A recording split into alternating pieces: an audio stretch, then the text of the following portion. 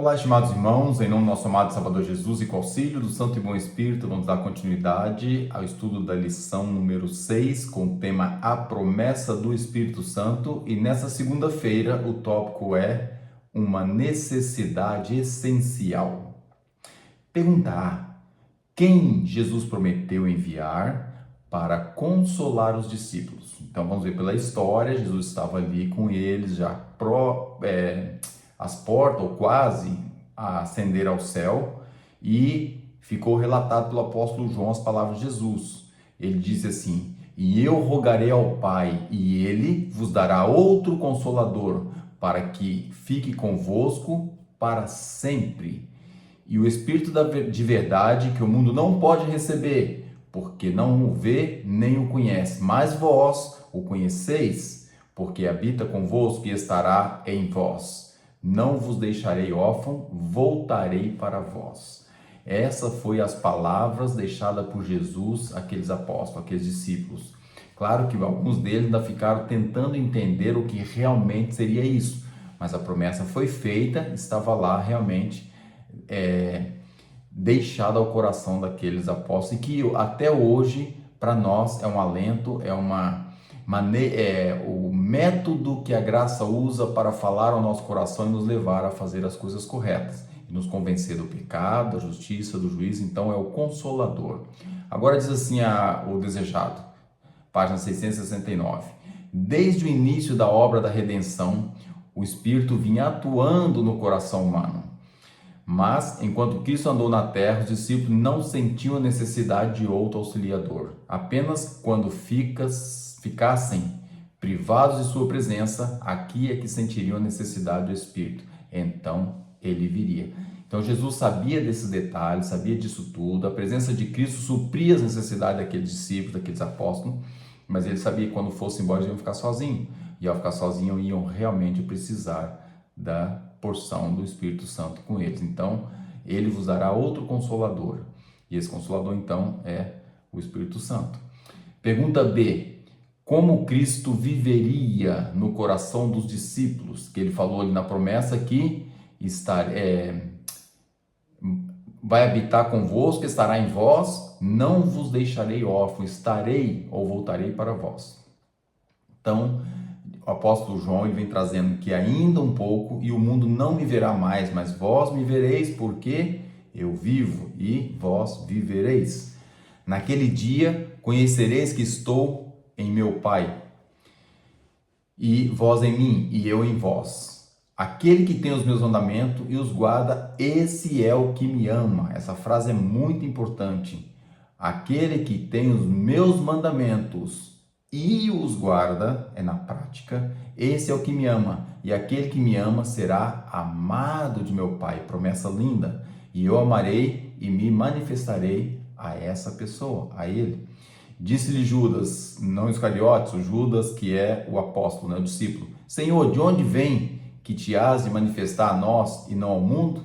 E Jesus respondeu lindamente para ele: se alguém me ama, guardará a minha palavra, e meu Pai o amará, e viremos para ele, e faremos nele morada. Então nós somos templo do Espírito Santo, né? Assim está escrito: vós sois templo do Espírito Santo. E está exatamente de acordo com essa promessa, com esse tema aqui que foi deixado por Jesus.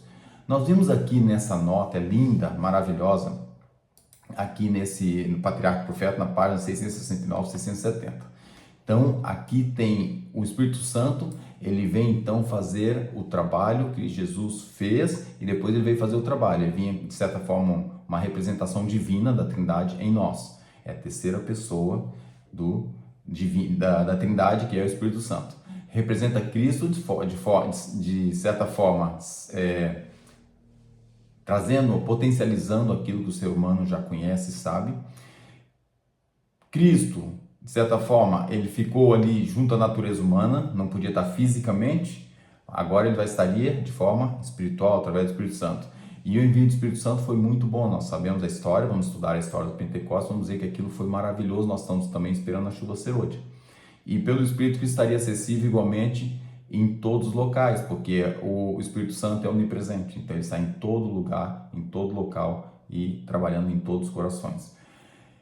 Jesus previu o sofrimento do discípulo, ele sabia que a maneira que eles iam morrer, a maneira que eles iam passar, o sofrimento que iam passar, as perseguições que iam passar, e sabia que precisavam do Espírito Santo com eles. Prometeu estar com eles em todas as provações, e a promessa que foi dada aos discípulos é levada para cada um de nós até os dias de hoje. E Cristo ainda compartilha da dor e, de certa forma, ele sente essa dor, né? Quando a gente estamos passando por dificuldade, ele sabe o que é isso, porque ele também passou por isso.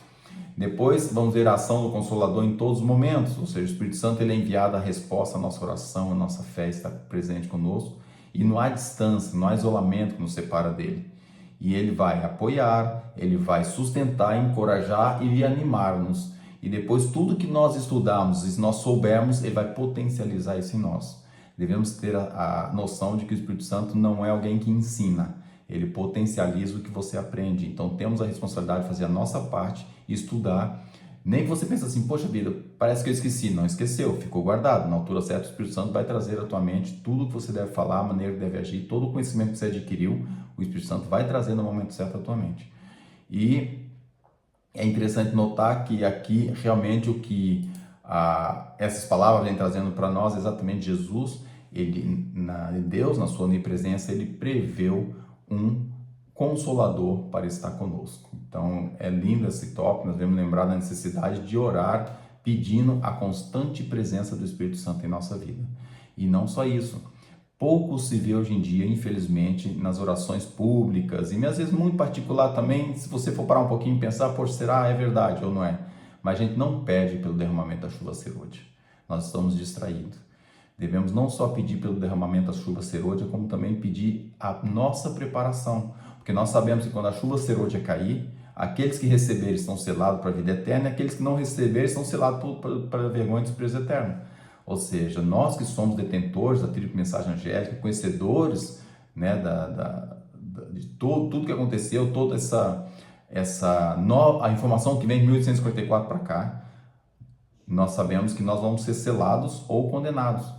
E muitas vezes podemos estar em casa, o cônjuge ser selado e a mulher não. Ou vice-versa, a mulher ser selada e o marido não. Então devemos estar preparados que quando passar o caso dos vivos vai ser muito rápido e aqueles que receberem a chuva serôdia vão estar realmente salvos. Então que Deus nos abençoe e nos dê sua graça para que possamos lembrar da necessidade de nos preparar para a volta de Jesus, mas antes disso, para receber a chuva serôdia. Esse é o meu sincero desejo de oração. Amém.